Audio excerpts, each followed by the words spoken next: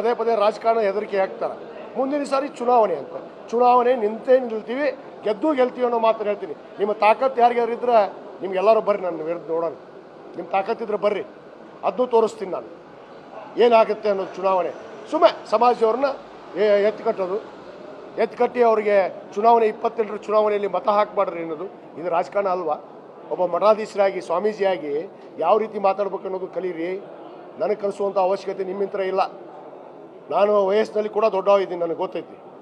ನಿಮಗೆ ಗೌರವ ಕೊಟ್ಟಿದ್ದೀವಿ, ಆ ಗೌರವವನ್ನು ಉಳಿಸ್ಕೊಡ್ರಿ. ಸಮಾಜ ಸ್ವಾಮಿಗಳಾಗಿ ಮಾಡಿದ್ದೀವಿ. ನೀವೆಲ್ಲೋ ಒಂದು ಪಕ್ಷದಿಂದ ಒಬ್ಬ ವ್ಯಕ್ತಿಯಿಂದ ಬೆನ್ನತ್ತಿ ಹೋಗ್ತೀರಿ ಅಂದ್ರೆ ನಾವು ಯಾರೂ ಸಹಿಸೋಕ್ಕಾಗೋದಿಲ್ಲ. ಸತ್ಯಾಸತ್ಯತೆ ಇಂದಲ್ಲ ನಾಳೆ ಬರ್ತು ಹೊರಗೆ. ಏನು ಇವರು BJP ಅವ್ರು ಏನು ಮಾಡಿದರು? ಹಿಂದೆ 2D 2C ಕೊಟ್ಟರಲ್ಲ, ಇವರೇ ಸಂಭ್ರಮ ಮಾಡಿದ್ರಲ್ಲ ಇವರೇ. ಮತ್ತೊಂದು ತಿರಸ್ಕಾರ ಯಾಕೆ ಮಾಡಿದ್ರಪ್ಪ? ಇವತ್ತು ಯಾಕೆ 2A ಕೇಳ್ತಾ ಇದ್ದೀರಪ್ಪ? 2A ಕೇಳೋದಕ್ಕೆ ಇವತ್ತು ತಡೆಯಾಜ್ಞೆ ಇದೆ ಸರ್ವೋಚ್ಚ ನ್ಯಾಯಾಲಯದಲ್ಲಿ.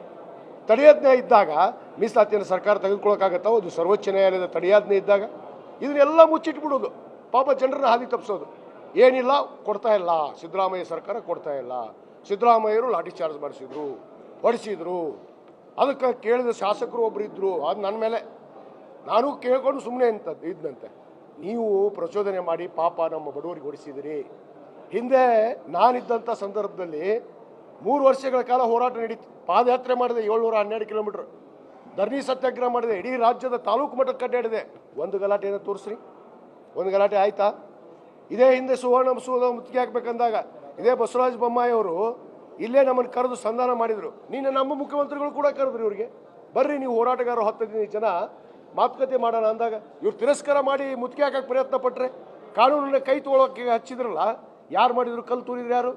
ಅದಕ್ಕೆ ಹೇಳ್ತಿಲ್ಲ, ಇವರು ಅಲ್ಲಿ ಉದ್ದೇಶಪೂರ್ವಕವಾಗಿ ಜನರನ್ನ ಕಲ್ಲು ತೂರ್ಸಕ್ಕೆ ಹಚ್ಚಿ ಪಾಪ ಅಮಾಯಕರನ್ನ ಹೊಡಿಸಿ ಇವತ್ತು ಅವ್ರಿಗೆ ಯಾರು ನೋಡ್ಕೋತಾರ್ರಿ? ನಾಳೆ ಅವ್ರಿಗೆ ಹೆಚ್ಚು ಕಡಿಮೆ ಆಗಿ ಏನಾದರೂ ಆಗಿದ್ರೆ ಯಾರು ನೋಡ್ಕೋತಾರೆ? ಸ್ವಾಮೀಜಿ ನೋಡ್ಕೋತಾರ? ಇವ್ರು ನಾಯಕರದಾರಲ್ಲ, ಇವ್ರು ನೋಡ್ಕೋತಾರ? ಇವ್ರು ಅವ್ರ ಮನೆಗೆ ಹೋಗಿ ಬಿದ್ದಾರ ಪಾಪ, ಇವ್ರು ನೋಡ್ಕೋತಾರ? ಸುಮ್ಮನೆ ಹಾದಿ ತಪ್ಪಿಸುವಂಥ ಕೆಲಸ ಆಗಬಾರ್ದು. ಸರ್ವೋಚ್ಚ ನ್ಯಾಯಾಲಯದಲ್ಲಿದೆ. ನಾವು ಮಾನ್ಯ ಮುಖ್ಯಮಂತ್ರಿಗೆ ವಿನಂತಿ ಮಾಡ್ಕೊಂಡಿದ್ದೀನಿ, ಸದನದಲ್ಲಿ ಕೂಡ ನಾನು ಪ್ರಸ್ತಾಪಪಡಿಸಿದ್ದೀನಿ. ನಾವು ಬಹಳ ಸ್ಪಷ್ಟವಾಗಿದ್ದೀವಿ. ನಮ್ಮ ಸಮಾಜದ ಕಟ್ಟ ಮನುಷ್ಯನಿಗೆ ಶೈಕ್ಷಣಿಕವಾಗಿ, ಉದ್ಯೋಗಕ್ಕಾಗಿ ಮೀಸಲಾತಿಯನ್ನು ಕೊಡಿಸೋದು ನಮ್ಮ ಗುರಿಯಾಗಿದೆ.